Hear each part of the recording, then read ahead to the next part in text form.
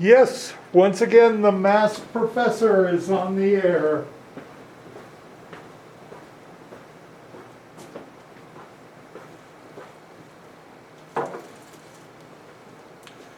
This is the April the 27th edition of Human Factors.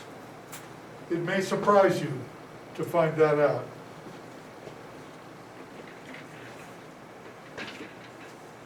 Today, I'm taking off the mask since, of course, I'm here by myself.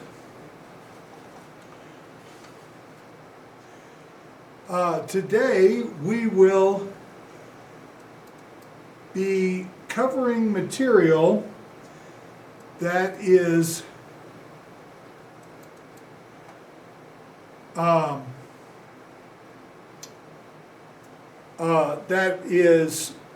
kind of spread out in our book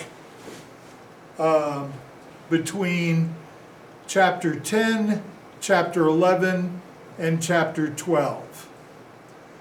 I may be going back and covering some things from those chapters in greater detail, but we're getting down to the end of the semester, and there's not going to be time to cover everything I would like to cover. There never is in this class. All right, now you'll notice that this presentation says, oh, apparently you won't notice. You'll notice that this presentation says Ohio Bureau of Workers' Compensation. I used to work with those guys in the Ergonomics group. In fact, rising to the lofty position of vice chairman of the Ergonomics group at one time. However, I had to leave before I would have been promoted to chairman of the group. Curses, foiled.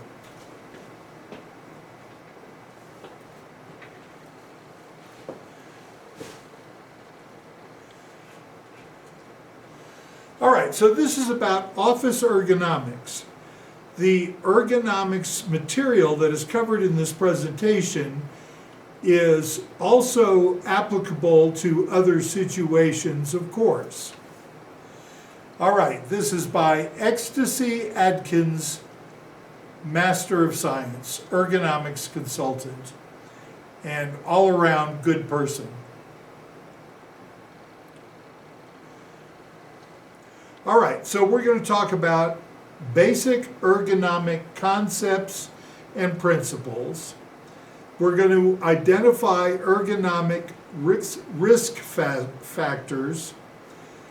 We're going to have tips about improving comfort and efficiency, and recognize the pros and cons of some alternative computer equipment. All right, so in ergonomics, we fit the task to the human. This is kind of important because forcing the human to adapt to the task is sometimes very hard or even impossible.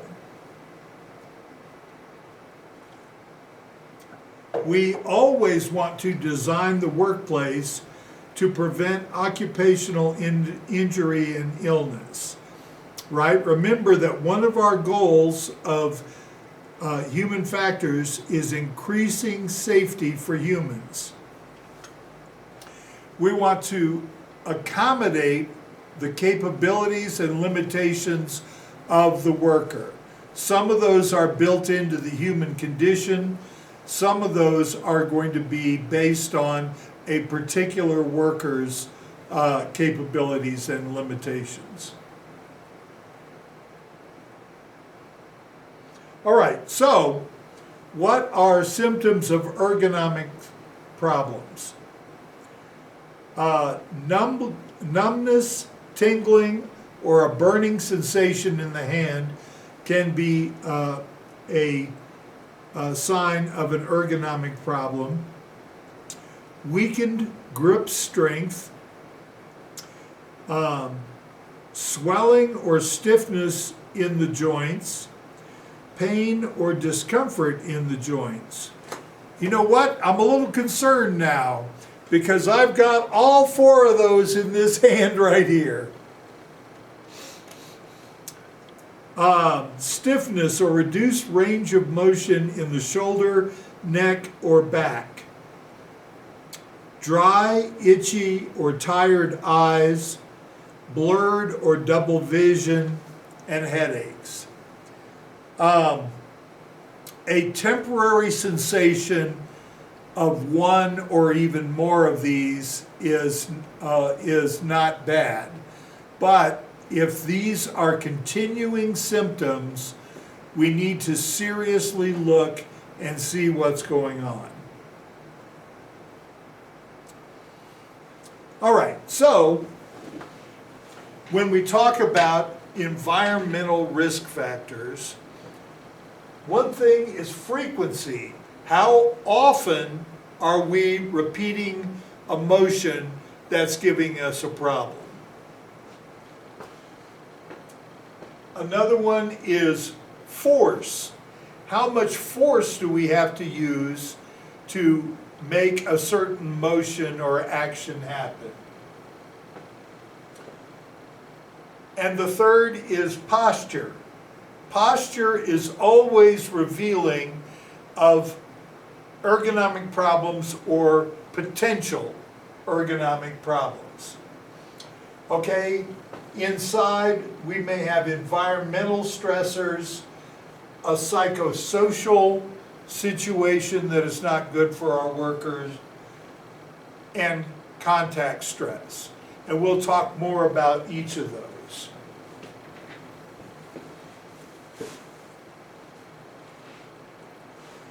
Force is our first topic. Forceful exertions, well, we all should have some idea of what those are. For example, here you see paper, reams of paper bundled into boxes. These boxes of paper tend to be very heavy, and we want to avoid exerting the force in a bad posture that would end up allowing ergonomic problems to come in. Another place where there might be forceful exertions are at your computer.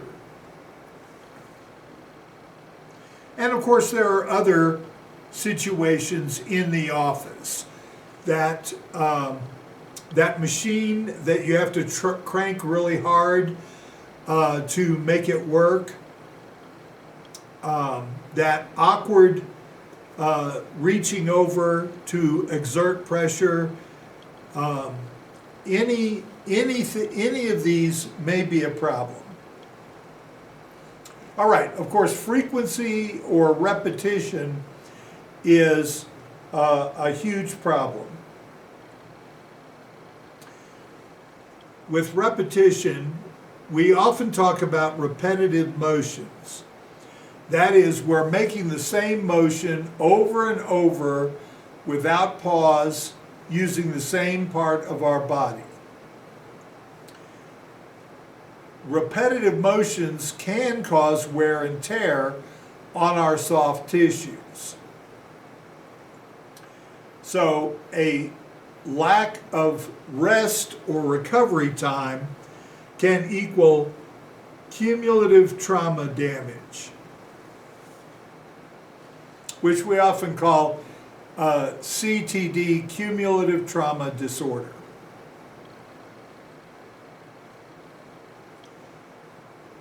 Okay, so one situation that can be repetitive and cause damage is using a keyboard. part of that is going to be the posture we adopt in typing, which we'll talk more about later. But part of it can be, are you doing that for more than 4 hours a day? Any kind of repetitive motion can be a problem when we do it for more than 2 hours a day. All right, these are general guidelines to how much repetition is going to cause a problem, a cumulative trauma disorder situation. With the shoulder, it's more than 2.5 repetitions per minute. The upper arm, elbow, more than 10 repetitions per minute. The forearm and wrist, more than 10 repetitions per minute. And with fingers, more than 200 repetitions per minute. Posture, as I said before, is a huge part of ergonomic problems. When people are doing things in improper postures, ergonomic problems often follow. All right, so the first awkward posture we're going to look at is the wrist. With the wrist, you have wrist extension like this, or you have wrist flexion like this. Either one of those is bad. We want our wrists to be in a neutral position where the bones of the forearm line up with the bones of the hand. Okay, so you'll notice here, this, I assume it's a lady, has a wrist extension going on, and they're pointing at the little feet under the keyboard.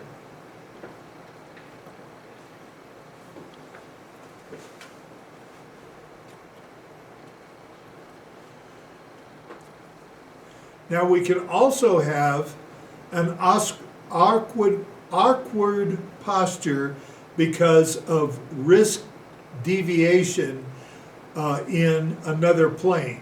In this case, we're illustrating ulnar deviation here in our little figure on the side, and our person over here is also demonstrating that. All right, so one thing that we always have to keep in mind is our mouse and keyboard placement regarding their relationship to our bodies. Now here a mouse is perfectly placed, however, it's the wrong kind of mouse. This is more what we're looking for, where the keyboard and the mouse are in line, I want to say horizontally in front of you. The keyboard should be directly in front of the user, the mouse next to the keyboard, and the same level to eliminate reaching.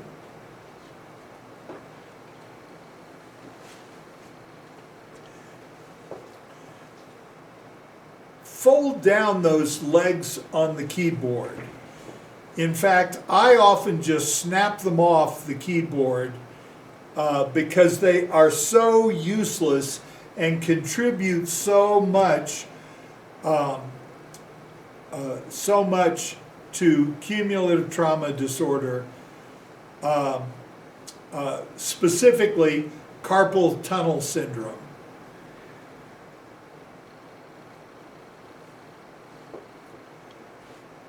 All right, so when we're talking about keyboard and mouse placement, oops. Shoulders should be relaxed and the elbows close to your side, bent at a 90-degree angle. Your forearms should be horizontal or parallel to your thighs. You want wrists in a neutral posture, should be straight and in line with your forearms. Again, the bones of your hand should be in line with the bones of your forearm. All right, awkward postures when we're talking about the shoulder. We can see this one young lady is having to reach way over to answer the phone. Now, if she answers the phone a couple of times a day, once an hour, that's not going to be a problem. But on the other hand, we see this lady here who is having to reach way far to use her mouse. And in fact, this is a very poor ergonomic setup in general. You'll notice she's slanted with regard to the desk.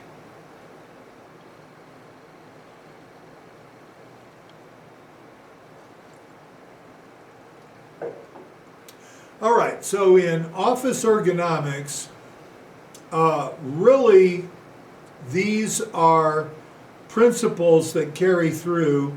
In fact, I often talk about these principles in lean production class and facility design both. So the repetitive access area are these darker gray areas right by the edge of the desk, right? That's where most of the work or reaching, lifting, etc. should be done. Occasional access is defined by these dotted line boundaries here, right? So if occasionally I have to reach and get a paper clip and it's in that zone, that's fine. And then we seldom access the tertiary work zone, where that should be things that are only used very, very, very rarely. All right, so suggestions for the shoulder. We want to raise or lower the keyboard or the chair so that our shoulders are relaxed and our upper body, upper arms are hanging comfortably, excuse me. All right, awkward postures with the neck is a lot more common than people would think. First, we're going to talk about turtleneck, where the person is thrusting their head forward so that their neck is not aligned with their spine. And you see two instances of that in these two pictures here.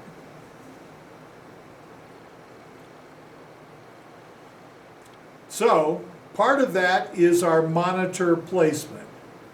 We want our monitor to be 20 to 40 inches away from the eyes, approximately your arm's length. The top of the screen should be at or slightly below eye level. Oh, thank dog. This setup is exactly that way. We want it to be perpendicular to Windows. Now that doesn't mean Windows, Microsoft Windows. That means to the windows in your office. Now by happenstance, this this setup for this desk is at perpendicular to the windows, but our windows aren't very serious in this room, as you know. All right, another awkward posture situation is our bifocal problem. Here we see a user who, to bring the part of his bifocal on the computer so he can see it well, is tilting his head back. That puts a lot of pressure on your vertebra in your neck and the muscles, everything. One thing that I used to do when I had a real problem with this was I would actually have two sets of glasses. I would have my regular set that I wore, you know, around town, around my house, around the campus, and then I would have a special set of glasses to wear just to look at the computer. That was the strong part of my bifocal. Of course, y'all probably haven't noticed that I wear bifocals because I wear the transitional kind where you can't really see. There's a bifocal effect.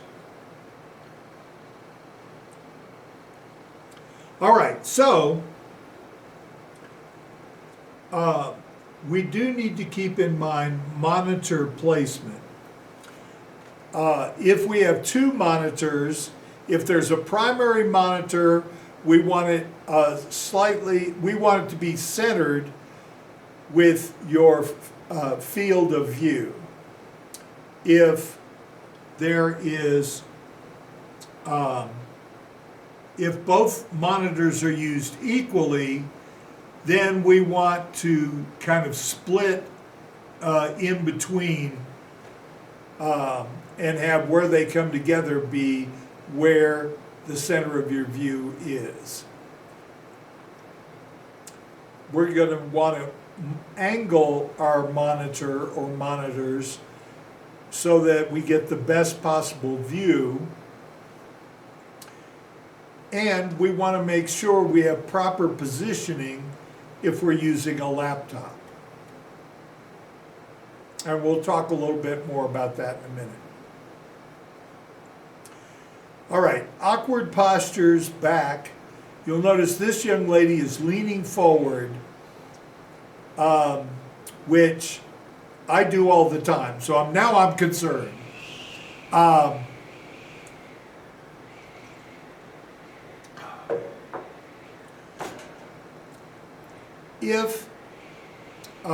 Well, let's just go through more of this. All right, so part of it is your chair. Again, we want our thighs to be parallel with the floor and the knees bent at approximately a 90-degree angle. We want our back leaning against the backrest with lumbar support fitting into the lumbar curve of the back. Our feet resting firmly on the floor or a footrest. We want a minimum of 2 fingers of space between the back of our knees and the chair. And I'm feeling here, and I've really got about 4 fingers of space. Oh, thank dog for that.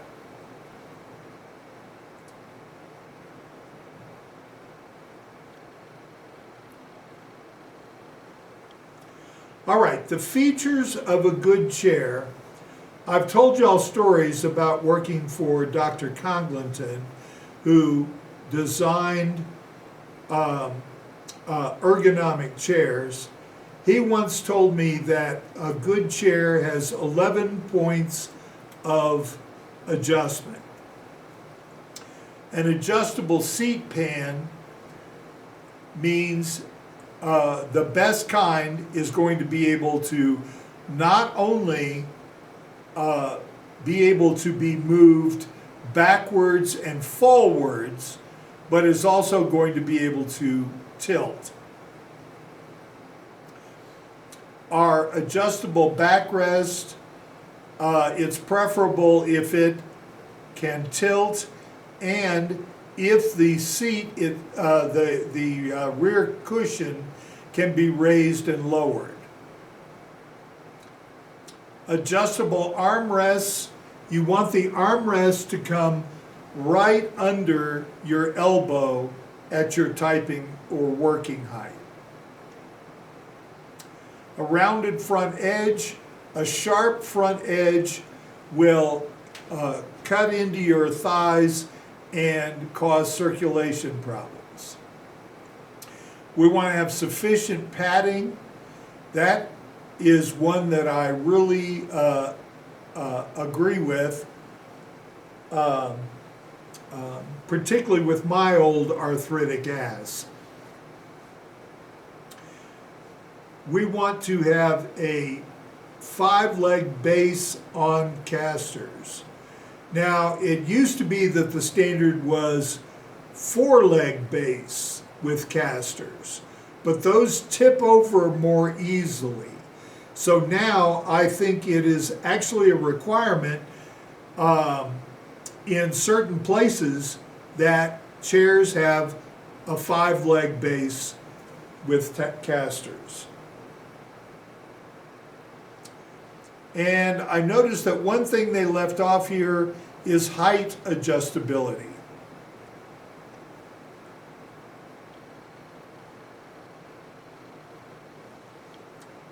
All right, well, clutter is a problem.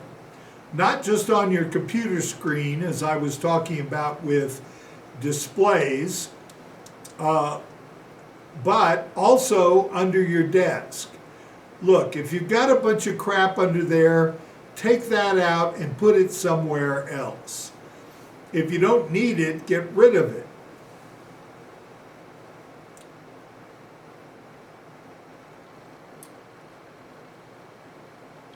Now, there can be physical stressors present in your office or at your home. Contact stress is one of those. If when you have your arms there ready to type and the edge of the desk is pressing into you, that's contact stress. Environmental issues can be lighting. Lighting can be too harsh or too little. The temperature can be a big physical stressor, although that can be very different from person to person. How much noise is around you.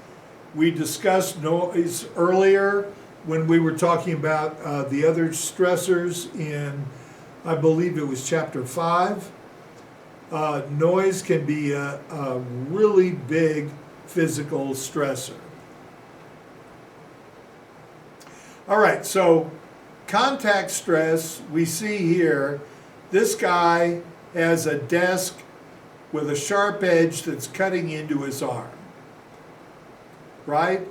We say contact stress is pressure from our furniture, equipment, tool handles, etc.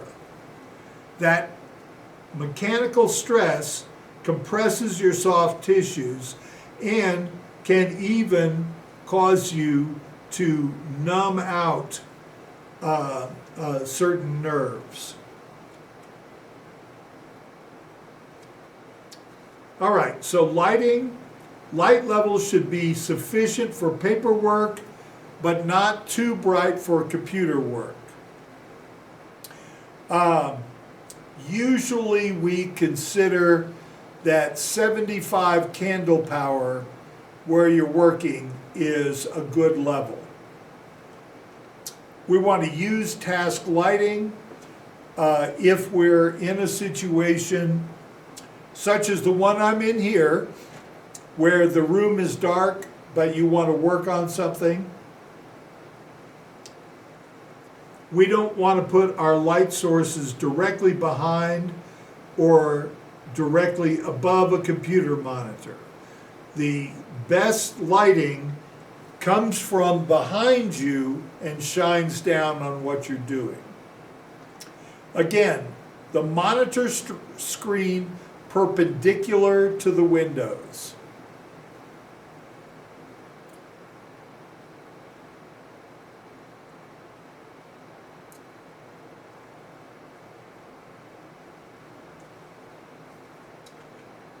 All right, so let's talk about temperature as a stressor. The ambient temperature, the usual standard is 68 to 74 degrees Fahrenheit. Now, this can be very different depending on what part of the country you're in.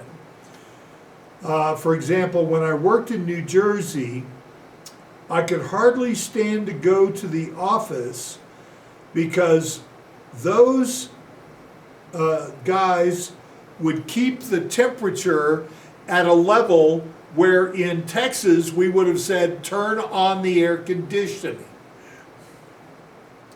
And this is, of course, the winter time. The cooling season, 73 to 78 degrees Fahrenheit. Some people demand that the temperature be lower than that. We don't want the air velocity to be high. Less than 30 feet per minute. Boy, that is a low air velocity.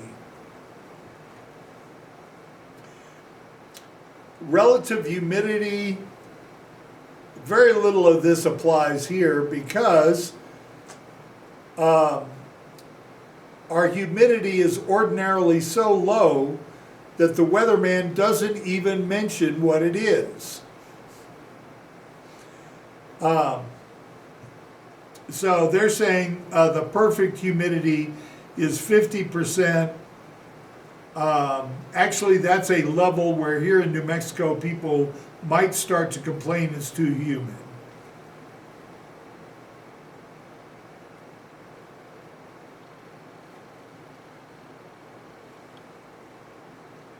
All right, so we need to keep in mind ventilation.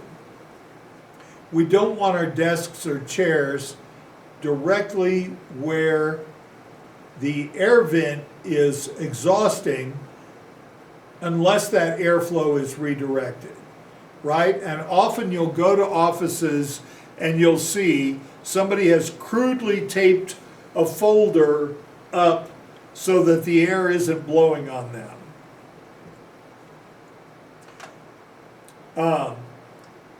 Dry eyes caused by low humidity or improper airflow, that can be a problem. I know that what I worry about as far as dry eyes here in New Mexico more is dust in my eyes. So I have saline solution at my house, in my car, here in my office.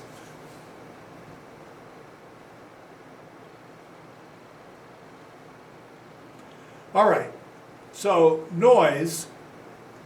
We want to isolate noisy office equipment. Printers and copiers can be quite noisy. Very often you'll have actually a copier room or a printer room where these kind of machines are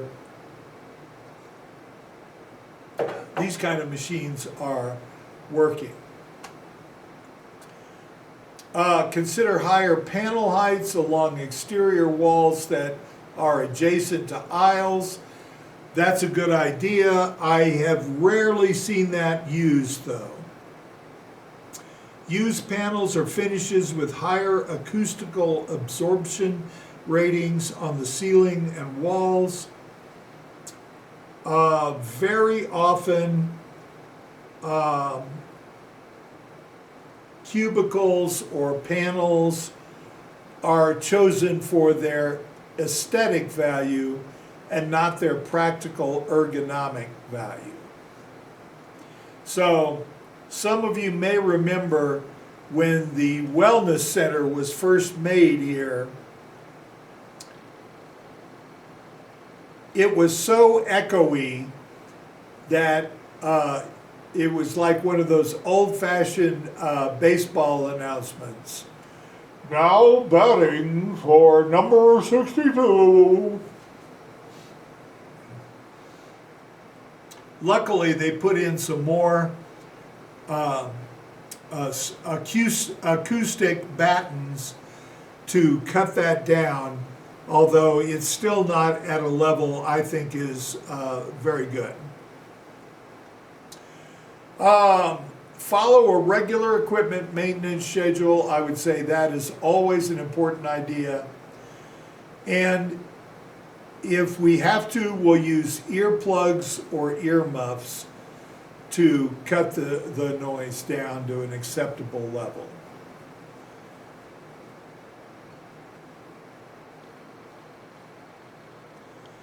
All right, so what are some healthy habits? Well, you should take little micro vision breaks and use the 20-20-20 rule.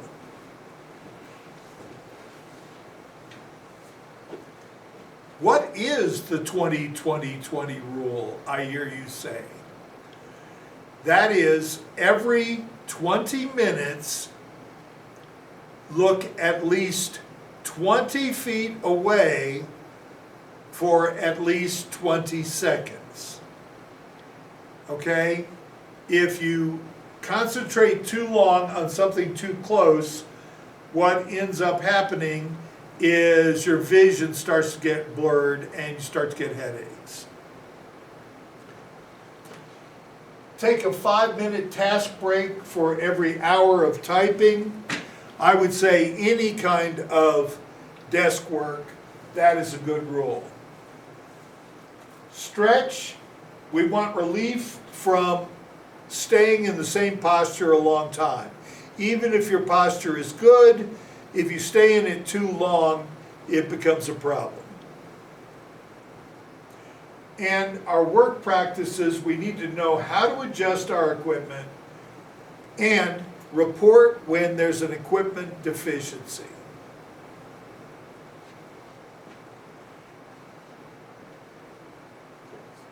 In other words, let's move from time to time.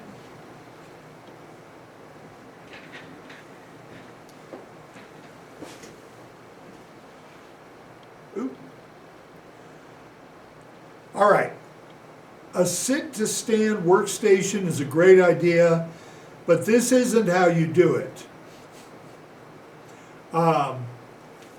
And I'll show you a more correct way of doing it here. Right here we have an adjustable sit-stand workstation. On the left you see one where it is motorized, and all you do is twiddle a knob to get it to the right height. On the right, we see a sit-stand workstation that is kind of added onto a regular desk. I was actually working with Ergonomics back in the day when this kind of an idea was only just being brought in.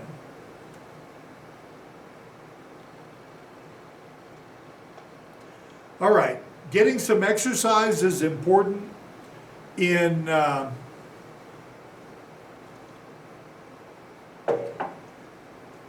there are lots of papers showing the value of having people exercise in conjunction with their jobs. Now, I don't know about this guy doing the kind of yoga elbow stand. That may be more than we should be having our people do. But there's a lot of value to the old Japanese thing of having the whole workforce do some little stretches at the beginning of the day.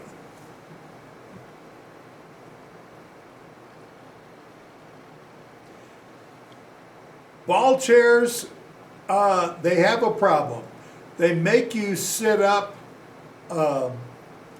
straight, but they're not adjustable. They don't have that lumbar support. You have safety issues. If somebody falls off a ball chair and injures themselves, that's going to be the silliest workman's comp claim ever. Okay, so probably we should have them stay in our gym or wellness center. Treadmill desks, I had actually never seen anyone that had a treadmill desk until I watched this program on Netflix called Episodes, where one of the characters has a treadmill desk.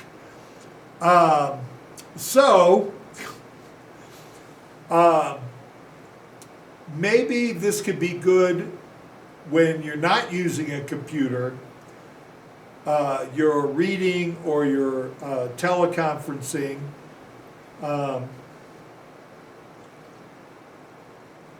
Using a computer, I have my doubts about, and it's likely to be more stressful on the body. I would say separate our exercise and our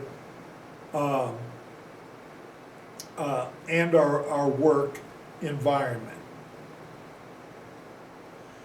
Okay, so now I'm going to show you a picture, and I want you to look at it and identify as many ergonomic problems as possible.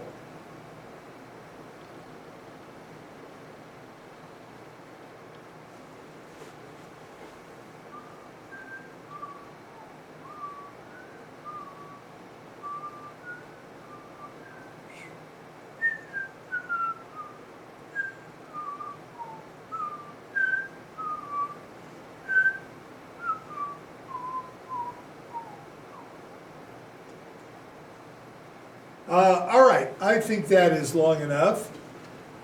Now, I see some kind of obvious problems with this, but let's just go to our next slide where we see all kinds of situations. One of the first things I noticed was the chair's not up high enough.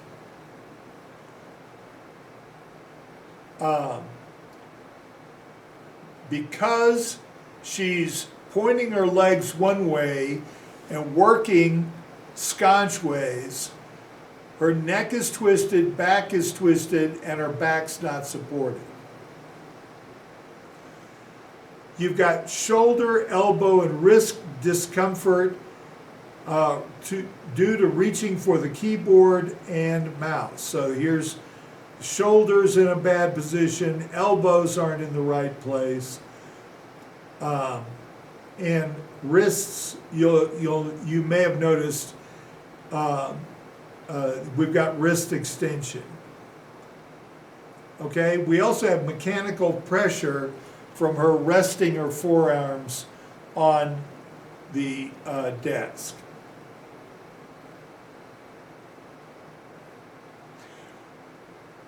When I was at Ohio University, I went to talk to somebody at the aviation department, and I noticed the lady who was their administrative assistant. And I looked at how she was working, and I said, "Your shoulders hurt all the time, don't they?" And she's like, "Yeah, how did you know?" I said, "Well, it's obvious from your posture because the way she was sitting, her shoulders were way up like this because she had put her keyboard on a box. So I said, if you just take that box out, everything will improve. The upshot of the story, though, is she never changed that. She continued working that way and possibly wrecking her shoulders for life the entire time I was at Ohio University.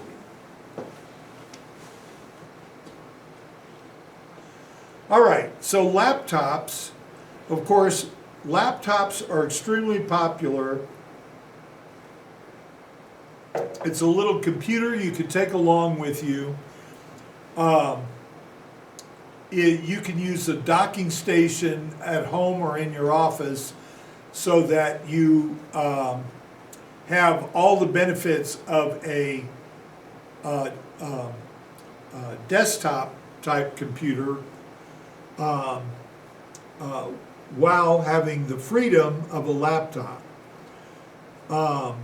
In fact, for a while, we thought that was the way everybody was going to go, except for the most powerful scientific computers that would need to be desktops to be able to contain all the awesome computing power that they had to have. Well, things didn't actually work out that way.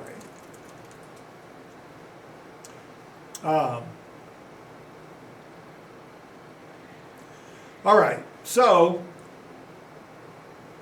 the first recommendation is raise the laptop off the desk using a laptop stand.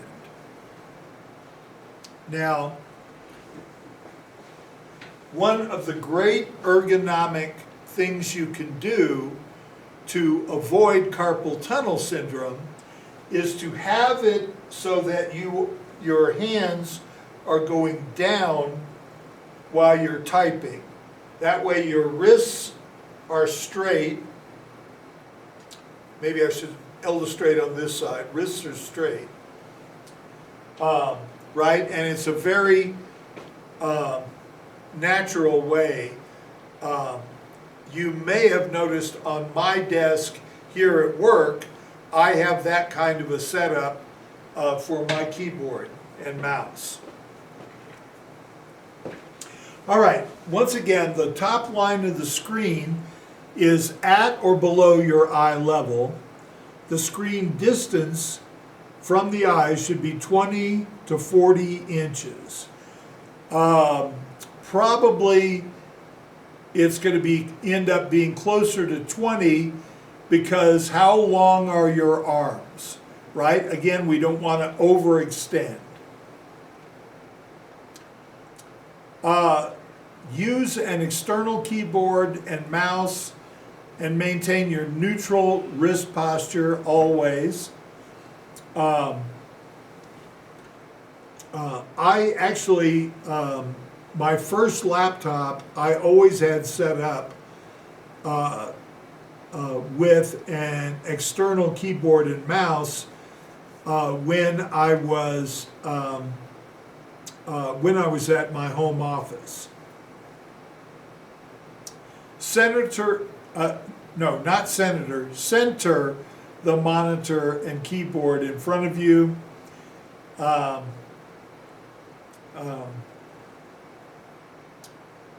Relax your arms and your elbows and keep them close to your body. In other words, we want to stick as close as we can to all that other ergonomic advice that we've been talking about through this presentation.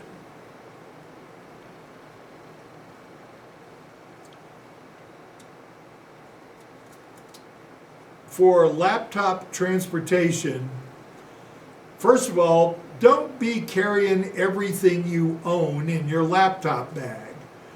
Get rid of that unnecessary baggage.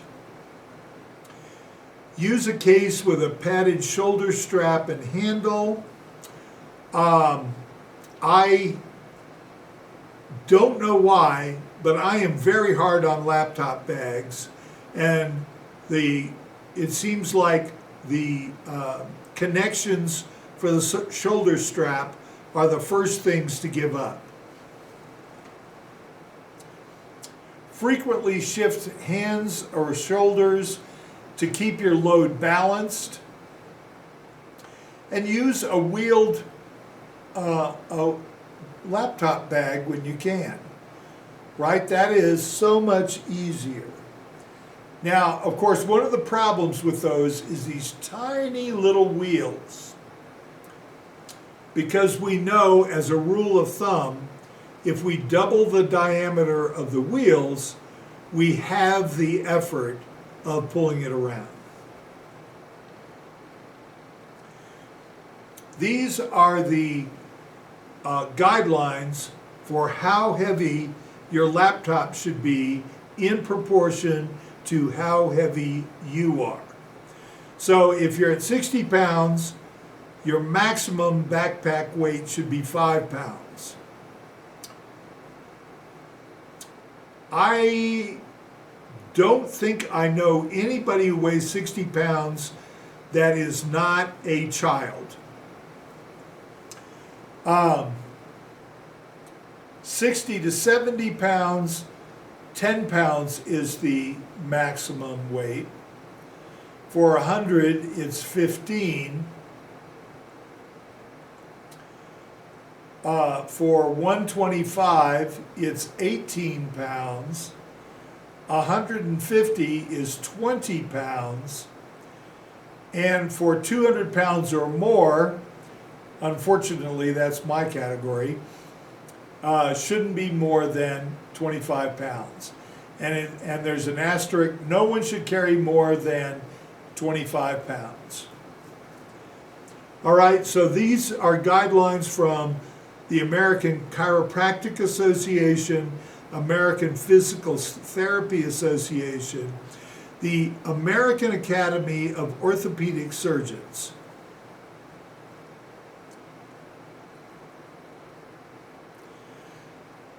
Accessories. Now, we all want to accessorize our desks and office so that we have that fashionable yet comfortable look. All right, some possible accessories. We notice the young lady in the upper left corner is wearing an earmuff microphone arrangement.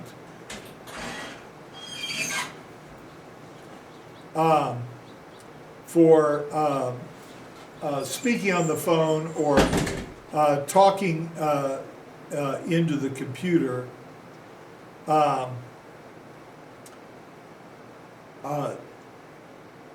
This, I want to say, is a document stand so that you're not glancing down on,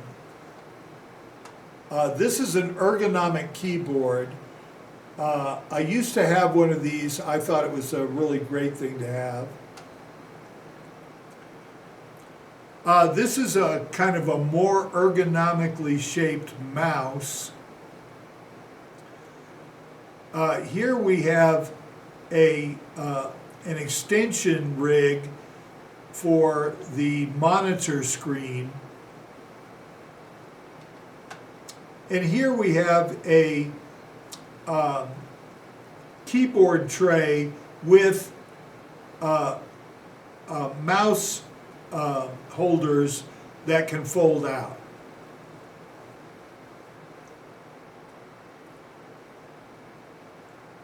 A task light, again, kind of not a gooseneck, but an articulated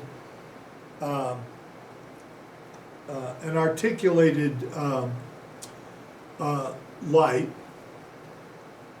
A footrest. This can be very good so that you don't get locked into just one posture. I have one of these under my desk, and I really like having that. A wrist rest to go with the keyboard to help you keep your wrists straight, and an extra padding on your armrest to make it more comfortable. All right, well, part of it is you as industrial engineers should be watching for all of these things and helping people correct them. But people need to take some personal responsibility. We need to report concerns or symptoms. A lot of times people don't report because they're afraid, oh, they'll call me a wimp and they'll make fun of me. Report. Always provide suggestions for improvements. Know your equipment and what adjustments can be made. Dr. Congleton used to say, every time you sit down in your ergonomic chair, you should adjust it freshly to make sure that it's suiting how you are right now. Share better techniques and suggestions with colleagues. Eat right, exercise, get plenty of rest. Doesn't my doctor tell me that often enough? Okay, questions? Don't worry, I'll wait.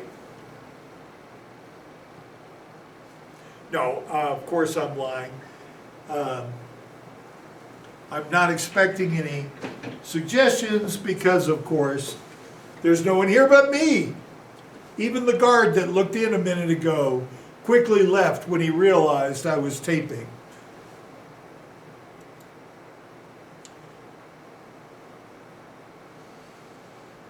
I want to talk a little bit more about stress. And I only have a few slides on stress that Dr. Schwerha, one of my professors from Ohio University, gave me. All right, so there can be stress because it's too hot or because it's too cold. All right, so we have a thermoregulation of our bodies. So that is an involuntary process where our hypothalamus regulates our body temperature within a certain range. Now that range can be variable if we have other outside stresses. For example, when I had cancer, my body regulation temperature did not work. And so, ridiculously enough, the temperature was very much like now in here, but I would be hunched over the computer with my Romanian army overcoat, one of the warmest things you ever saw in your life, and my scarf on all the time. When I put that on in the morning, I did not take it off until I got home, where I had the temperature jacked up much higher.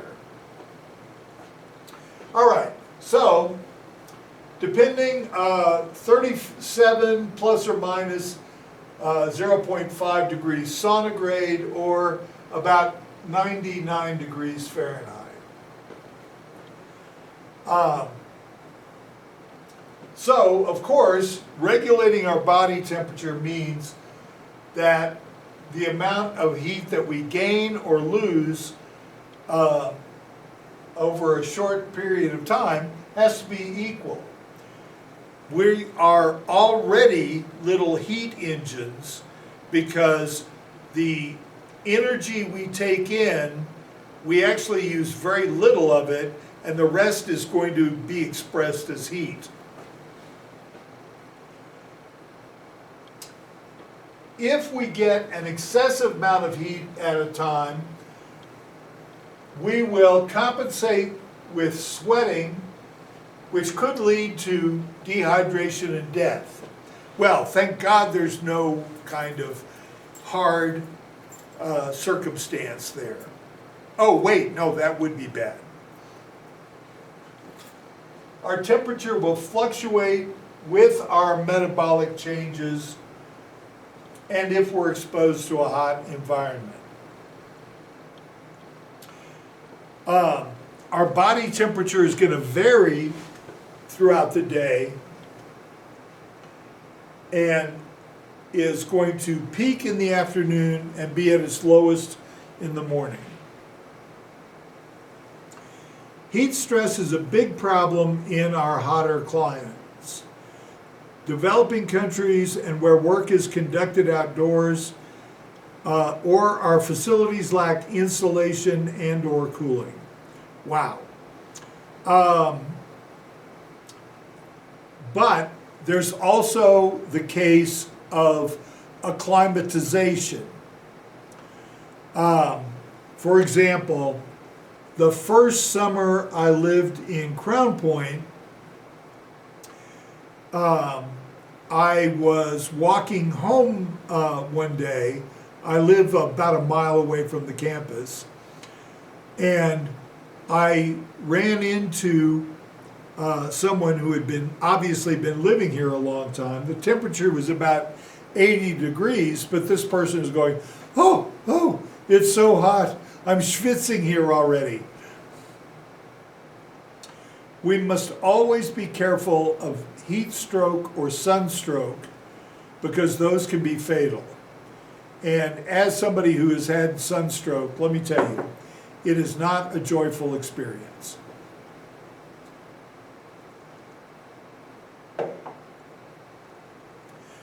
All right, so we have some other factors affecting heat stress. So the factors that go into a thermal balance equation, M is our metabolic power, W is our effective mechanical power, C is the heat exchange rate by convection, R is the heat flow of radiation by skin surface, and S is heat storage.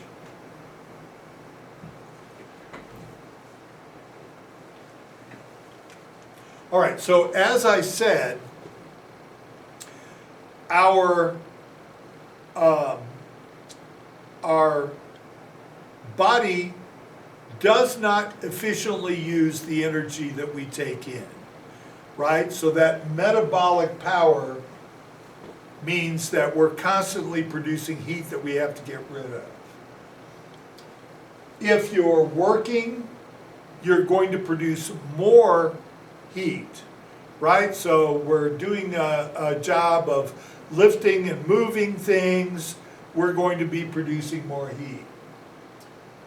Heat exchanged by convection, as air flows over your body, it is taking away some of the heat, particularly if you're sweating, right? Because then evaporation becomes part of that convective force. Our heat flow of radiation by the skin surface,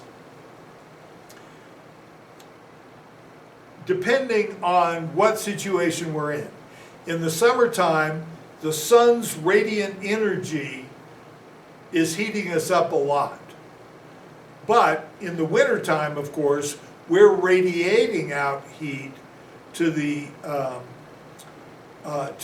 environment. And heat storage. If you look at any kind of animal,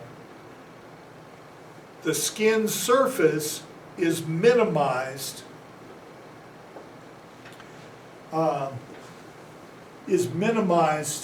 in compared to the volume. And this becomes worse and worse if, like me, you're a bit of a chunk. Because your volume is going up as the cube, your skin surface area is only going up by the square.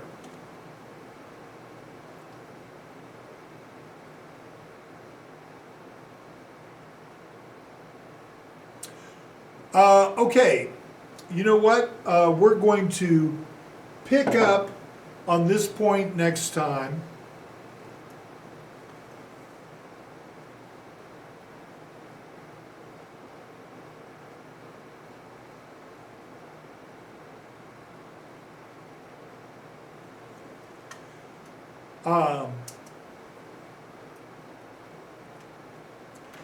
In the meantime, I want you to stay safe, and when the fields are white with daisies, we'll meet again. Yes, it's the Masked Professor out.